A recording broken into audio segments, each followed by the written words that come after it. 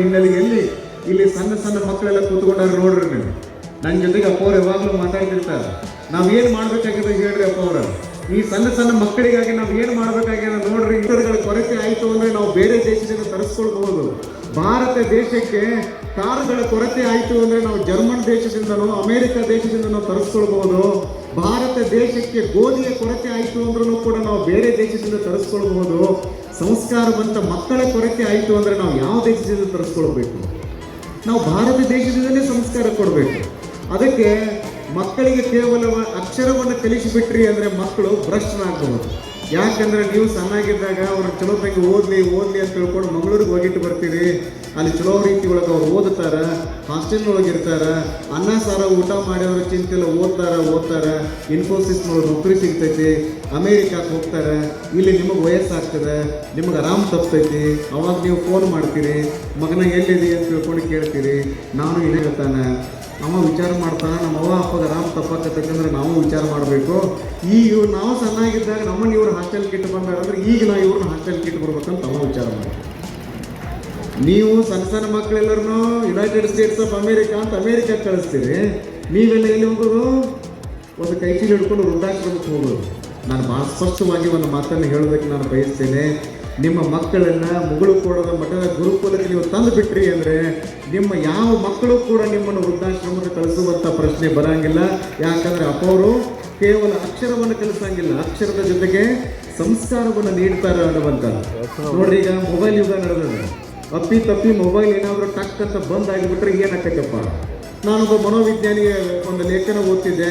ಹಾಗೇನಾದರೂ ಎಲ್ಲರ ಮೊಬೈಲ್ ಫೋನ್ಗಳು ಒಮ್ಮೆ ಬಂದ್ ಆಗಿಬಿಟ್ರೆ ಏನಾಗ್ತದೆ? 170% ಮಂದಿಗೆ ಹುಚ್ಚಿಡ್ತಿತ್ತಂದ್ರಿ. ಅಪ್ಪಿ ತಪ್ಪಿ ಮೊಬೈಲ್ ಫೋನ್ಗಳು ಒಮ್ಮೆ ಏನಾದರೂ ಬಂದ್ ಆಗಿಬಿಟ್ರೆ 170% ಮಂದಿಗೆ ಹುಚ್ಚಿಡಿತದೆ. ಇಲ್ಲಿ 30% ಮಂದಿಗೆ ಹುಚ್ಚಿಡಂಗಿಲ್ಲ. ಎಂಥವ್ರಿಗೆ ಹುಚ್ಚಿಡಂಗಿಲ್ಲ ಅಂದ್ರೆ ಸಮಯ 2 ಗಂಟೆ ಆದ್ರೂ ಕೂಡ ನಾವು ಅಪ್ಪವ್ರ ಆಶೀರ್ವಚನ ಕೇಳ್ಬೇಕಂತ ತಿಳ್ಕೊಂಡು ಏನು ಕೂತಿರಲ್ಲ. ನಿಮ್ಮಂಥವ್ರಿಗೆ ಯಾರಿಗೂ ಹುಚ್ಚಿಡಿಯುವಂಥ ಪ್ರಶ್ನೆನೇ ಬರೋಂಗಿಲ್ಲ. ಯಾಕಂದ್ರೆ ನೀವು ಯಾರಿಗೂ ಮೊಬೈಲ್ ಬಂದಿಲ್ಲ. ಇಷ್ಟು ಹವಾ ಹಾಕೋತ ಹೋಗ್ಬೇಕ್ರಿ ನಿಮಗೆ. ನಾವು ಭಾಷಣ ಅಂದರೆ ಭಾಳ ಖುಷಿ ಅನಿಸ್ತದೆ. ಇವತ್ತು ಭಾಳ ಕಡೆ ಇಷ್ಟು ಜನ ಸೇರಿಸ್ಬೇಕು ಅಂದ್ರೆ ಹೈರಾಣ ಬಿದ್ದು ಬಿಡ್ತಾರೆ. ಎಲ್ಲರೂ ಹೈರಾಣಕ್ಕೆ ಬೀಳೋದಂದ್ರೆ ಹೈರಾಣಕ್ಕೆ ಬಿದ್ದು ಬಿಡ್ತಾರೆ. ನಾನು ಇತ್ತೀಚೆಗೆ ಹಾವೇರಿಗೆ ಕಾರ್ಯಕ್ರಮಕ್ಕೆ ಹೋಗಿದ್ದೆ. ಪ್ರವಚನ ಮಾಡುವಂಥ ಸಂದರ್ಭದಲ್ಲಿ ಸುಮಾರು 40,000 ಜನ ಎಲ್ಲ ಸೇರೋರು. ಸನ್ಮಾನ್ಯ ಶ್ರೀ ವಿಜೇಂದ್ರನವರಲ್ಲಿ ಬಂದಿದ್ದರು. ಅಲ್ಲಿ ಹಾವೇರಿ ಹುಕ್ಕೇರಿ ಮಠದ ಪರಮ ಪೂಜ್ಯರ ಜೋಳಿಗೆಯನ್ನು ಹಿಡಿದುಕೊಂಡು ನಿಮ್ಮ ಮಕ್ಕಳನ್ನು ನನ್ನ ಜೋಳಿಗೆ ಒಳಗೆ ಹಾಕ್ರಿ ಅಂದಾಗ ವಿಜಯೇಂದ್ರ ಅವರಂದರು, ನಾನು ನನ್ನದೇ ಒಂದು ಕಾಣಿಕೆ ಇರಲಿ ಅಂತ ತಿಳ್ಕೊಂಡು 11 ಲಕ್ಷ ರೂಪಾಯಿಯನ್ನು ಮಠದ ಜೋಳಿಗೆಗೆ ಅವರು ಸಮರ್ಪಣೆ ಮಾಡಿದರು. ಆ ಒಂದು ಹಾವೇರಿ ಜಿಲ್ಲೆಯ ಉಸ್ತುವಾರಿ ಸಚಿವರಾಗಿರುವಂತಹ ಶಿವಾನಂದ ಪಾಟೀಲ್ರಂದರು, ನಾನು 11 ಲಕ್ಷ ರೂಪಾಯಿ ಕೊಡ್ತೀನಿ ಅಂತ ಹೇಳಿ ಕಲ್ಯಾಣ ಕರ್ನಾಟಕದ ಭಾಗದಲ್ಲಿ ನಮ್ಮ ಮುಗುಳುಕೋಟದ ಪರಮ ಪೂಜ್ಯ ಮಹಾಸ್ವಾಮೀಜಿಯವರು ಜೋಳಿಗೆಯನ್ನು ಹಾಕಿಕೊಂಡು ಮಕ್ಕಳಿಗೆ ಅಕ್ಷರವನ್ನು ಕಲಿಸುವುದರ ಜೊತೆಗೆ ಸಂಸ್ಕಾರವನ್ನು ಕಲಿಸೋದಕ್ಕೆ ಮುಂದೆ ಬಂದಿದ್ದಾರಲ್ಲ. ನಾವು ಕೂಡ ಪರಮ ಪೂಜ್ಯರ ಜೊತೆಗೆ ಕೈ ಜೋಡಿಸಬೇಕು. ನೀವು ಕೈ ಜೋಡಿಸಿದ್ದೇ ಕರೆ ಆಯಿತು ಅಂದರೆ ಈ ಕರ್ನಾಟಕ ಅನ್ನುವಂಥದ್ದು ಸುಶಿಕ್ಷಿತ ರಾಜ್ಯ ಆಗುತ್ತೆ, ಭಾರತ ವಿಶ್ವಗುರು ರಾಷ್ಟ್ರ ಆಗುತ್ತೆ. ಇದೆಲ್ಲ ಆಗಬೇಕು ಅಂದರೆ ನಮ್ಮಂಥ ಮಠಗಳ ಮೇಲೆ, ನಮ್ಮಂಥ ಸ್ವಾಮಿಗಳ ಮೇಲೆ ಬಹುದೊಡ್ಡ ಜವಾಬ್ದಾರಿ ಅದ. ಆ ಜವಾಬ್ದಾರಿಯನ್ನು ನಾವೆಲ್ಲರೂ ಸಮರ್ಥವಾಗಿ ನಿಭಾಯಿಸುವಂಥ ಶಕ್ತಿ ಭಗವಂತ ನಮಗೆ ಕೊಡಲಿ ಅನ್ನುವಂಥ ಮಾತನ್ನು ಈ ಸಂದರ್ಭದಲ್ಲಿ ಹೇಳಿ, ಮುಗುಳುಕೋಟದ ಪರಮ ಪೂಜ್ಯರ ಈ ಒಂದು ಅದ್ಭುತವಾದ ಭಕ್ತಿಯ ವೈಭವವನ್ನು ನೋಡೋದೇ ಒಂದು ಆನಂದ, ಇಲ್ಲಿ ಸೇರಿರುವಂಥದ್ದೇ ಒಂದು ಆನಂದ. ಸುಮಾರು 6-7 ತಿಂಗಳ ಹಿಂದೆ ರೈತರಿಗಾಗಿ ಬಹಳ ದೊಡ್ಡದಾಗಿರುವಂಥ ಕಾರ್ಯಕ್ರಮ ಮಾಡಿದರು. ನಮ್ಮ ಅಲ್ಲಭಪ್ರಭು ಪಾಟೀಲ್ ಸರ್ ಅವರು ಭಾಳ ಚಂದ ಆ ಮಾತುಗಳನ್ನು ಹೇಳಿದರು. ರೈತರ ಮೇಲೆ ಪುಷ್ಪವೃಷ್ಟಿಯನ್ನು ಹೆಂಗೆ ಮಾಡುವುದು? ಹೆಲಿಕಾಪ್ಟರ್ ಮೂಲಕ ಮಾಡಬೇಕು.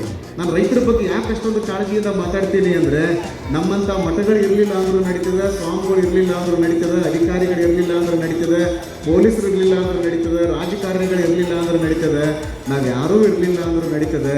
ರೈತರು ಇರಲಿಲ್ಲ ಅಂದರೆ ಈ ಜಗತ್ತಿನೊಳಗೆ ಏನೂ ನಡೆಯಂಗಿಲ್ಲ. ಅಂತಹ ರೈತರಿಗೆ ಒಳ್ಳೆಯದಾಗಬೇಕು ಅಂತ ಹೇಳಿ ನಾವು ರೈತರ ಬಗ್ಗೆ ಎಷ್ಟು ಮಾತಾಡೋದು ಹೇಳ್ರಿ. ಸೋಮರ್ಸೆಟ್ ಮಾಮ್ ಅಂತ ಒಬ್ಬರು ಇದ್ದರು. ಇಂಗ್ಲೆಂಡಿನ ಒಬ್ಬ ಅದ್ಭುತವಾದ ವ್ಯಕ್ತಿಯವರು ಭಾರತವನ್ನೆಲ್ಲ ನೋಡ್ಕೊಂತ ಬಂದರು. ಭಾರತದಿಂದ ನಿಮ್ಗೆ ಏನು ಹಿಡಿಸಿದ ಹೇಳ್ರಿ ಅಂತ ತಿಳ್ಕೊಂಡು ಕೇಳಿದಾಗ ಇಂಗ್ಲೆಂಡಿನ ಒಬ್ಬ ದೊಡ್ಡ ವ್ಯಕ್ತಿ ಹೇಳ್ತಾರೆ, ನನಗೆ ಭಾರತದೊಳಗೆ ಏನೂ ಹಿಡಿಸಲಿಲ್ಲ, ಒಬ್ಬ ರೈತ ರಂಟಿ ಹಿಡಿತಿದ್ದಲ್ಲ, ಅದು ನೋಡಿದ್ರೆ ನನಗೆ ಭಾಳ ಅಂದ್ರೆ ಭಾಳ ನಾನು ತಾ ತೆಗೆದುಕೊಂಡು ಆ ಒಂದು ಅದ್ಭುತವಾದ ಕಾಯಕವನ್ನು ಮಾಡೋದನ್ನು ನೋಡಿ ನಾನು ಭಾಳ ಖುಷಿ ಪಟ್ಟೆ ಅಂತ ತಿಳ್ಕೊಂಡು ಹೇಳ್ತಾರೆ. ಅಂತಹ ರೈತರಿಗೆ ಬಹುದೊಡ್ಡ ಗೌರವವನ್ನು ನೀಡಿರುವಂತಹ ಒಂದು ಅಪರೂಪದ ಮಠ ಅಂದರೆ ಅದು ಮುಗುಳುಕೋಟದ ಮಠ ಅನ್ನುವಂಥ ಮಾತುಗಳನ್ನು ಈ ಸಂದರ್ಭದಲ್ಲಿ ಹೇಳಿ ಸಮಯ ಬಹಳ ಆಗ್ಯದ. ತಮಗೆಲ್ಲರಿಗೂ ಶುಭ ಕೋರಿ ನನ್ನ ಮಾತುಗಳನ್ನು ಪೂರ್ಣಗೊಳಿಸ್ತೇನೆ. ಶರಣ.